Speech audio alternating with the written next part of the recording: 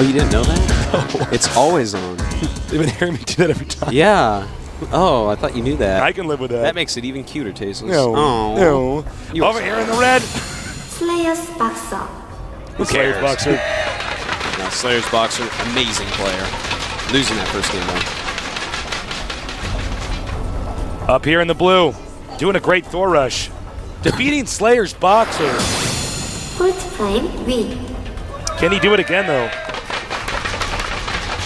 It's pretty gutsy to do a rush strategy like that in your first game, especially when your opponent's supposed to be better than you. Yeah, It's going to put you in a very bad place mentally. Slayer's BoxeR is already code S. Yeah. So, you know, this guy is a top player, no doubt about it. And interesting, he's going to wall in super quick by making the depot down there. He can also make the barracks. And it's like the quickest wall you can get with Terran. Yeah, we've seen this more and more. Sorry. In this game, a lot of players won at the bottom of the ramp because you can do it with two structures instead of three, here, and here. Yeah, that's basically in this matchup that's going to be just to stop him from scouting what Slayer's BoxeR is doing. This could mean all sorts of things. It's going to be very hard for Polt Prime to actually figure it out, though. Now, one thing you got to be careful about, it doesn't matter so much in Terran versus Terran because it's mostly range units, but melee attacking units are going to have a lot more surface area to hit. Yes. So you want to be careful if you're new to the game and trying to figure out the strategy. Also, you don't always want to do this. For instance, if you do this against a Zerg, you're going to be surrounded by Zerglings, or it's very easy for the Banelings to hit. And even in this matchup, it matters, I guess, a little bit. You know, if they come with a Marine Hellion timing and your Marines are behind there, then you actually can't even get out because you'll be in a little funnel where that Hellion's going to just destroy you. So, you know, if he wants to be outside of that area, he's going to have to make a bunker, most likely. But if you do see this, you can usually tell your opponent's probably going to fast expand or tech. Yeah, most likely. But you can fake stuff, actually. That's true as well. Absolutely. We see that no gas hit, so it looks like it's going to be a command center. Going to expand very quickly. Right as he chases the SCV out. No way to really tell, though. You know, he's always going to have that question in his mind, what is this? Yeah, as you can see, he doesn't have vision of this expansion. Polt Prime in the dark now. Now, Polt Prime is getting his second gas, along with a reactor. Reactor, it's an interesting choice. I am so waiting on a factory from Polt Prime, because he's getting 2 gas. I am so waiting, too. I cannot wait, Tasteless. I am brimming with anticipation of a factory. There it is. Yay! By the way, special thanks to, oh, wow, massive amount of barracks. This looks like a fake BoxeR build, a Marine King Prime build. Yeah, it does. It looks almost identical to it. I like it. Slayer's BoxeR learning from BoxeR. Wouldn't it be interesting if Slayer's BoxeR changed his name to Marine Emperor? Whoa. Slayer's Marine Emperor. That would be quite interesting. Just copies everything about him. Now, I want to say special thanks to all of our Korean viewers for tuning in. Yeah. I know some of you guys are trying to learn English. So, your word of the day is jobber. Jobber? Jobber. Oh, that's a good word. It's a wrestling term.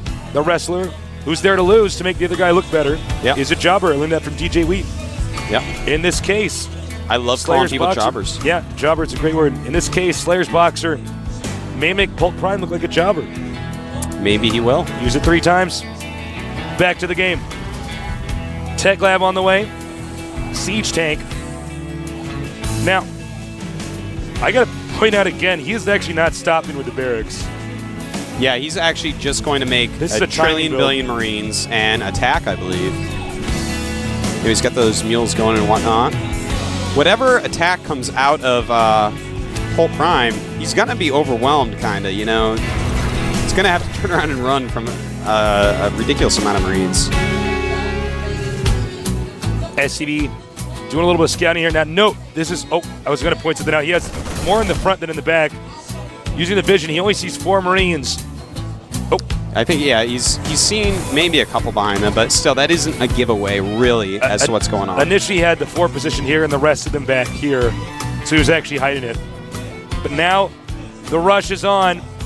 Yep, and he's probably going to want to break down the other bricks while he waits for more Marines to come. But he's not.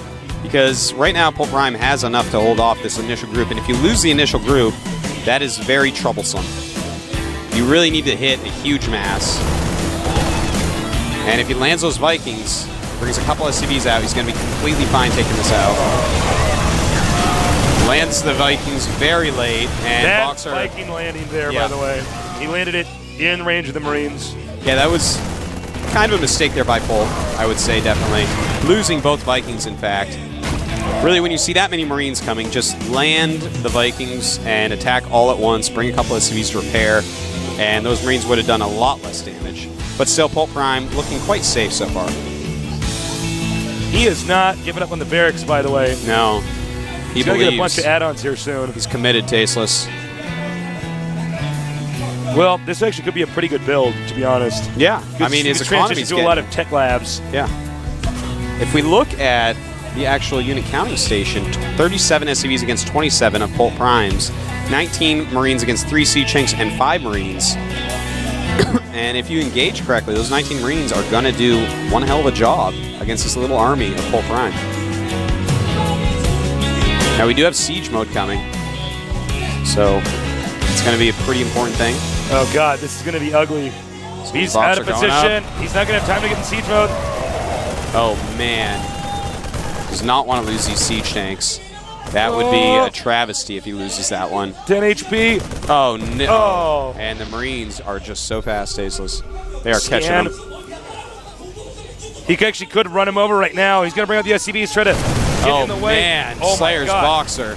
He's got some, well, there's some medevacs for Polt Prime to help out those SCVs. To give them another millisecond to live before Slayer's BoxeR shoots him down. Trying to save him. And Slayer's BoxeR targeting some medevacs here. But it does look like Polt Prime will hold. Nice, taking out even that SCV over there to delay the expansion. Uh-oh. Ooh, man. Now that Marauders are joining the fight, Tasteless. This could be it. Yeah, this is going to be pretty wild. Stim is on the way. We do see it is going to finish up pretty soon. And once he gets Stim, I don't know if Polt Prime's going to be able to hold this. He just doesn't have a lot of units, and especially with Slayer's BoxeR attacking back up here, it's going to be hard to spread your siege tanks out enough to actually deal with this. Look at how many Marauders are being made. Oh my God. I feel like Slayer's BoxeR has really got a huge upper hand here. You know, I got to say, I thought this build was not going to transition well into a late game situation. I am totally wrong. It's actually very good. It's seriously just such a solid build. Yeah. And here we go. Beautiful, using that tall grass to his advantage. Slayer's BoxeR does a lot of damage to that little group. And that was so important to get the hit points down on those. Yeah, Polt Prime definitely damaged him pretty hard there. Marines and Marauders grouping up, though, and he could actually attack this region over here. Yeah, and in fact, Slayer's BoxeR are going to scan, see where there are no units. And Polt Prime is in completely the wrong area. Polt Prime going to come up from behind. All right, here come the siege tanks. They're sieging up just outside. And he spots there we go, Slayer's BoxeR, he's spreading. And using those Marauders to take out the siege tanks. Polt Prime going to be definitely dead here. GG. And it is 1-1. The Emperor. He is not out, Tasteless. He is not giving up his throne just yet. That's right. Third game coming up.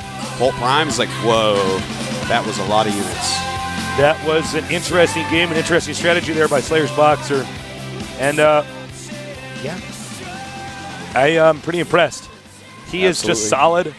It's nice to see both these guys doing a lot of different builds. I'm curious to see how Polt Prime's late game is when, there's no rushing on either side involved. Yeah.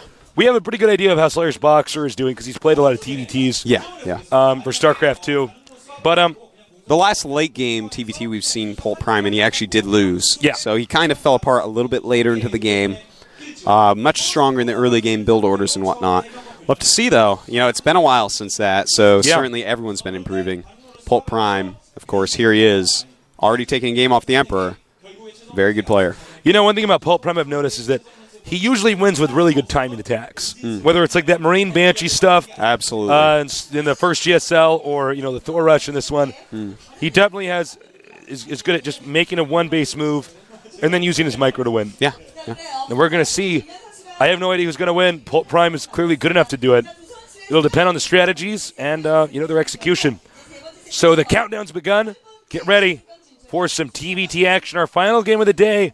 Will the Emperor make it through? Will Polt Prime pull an upset?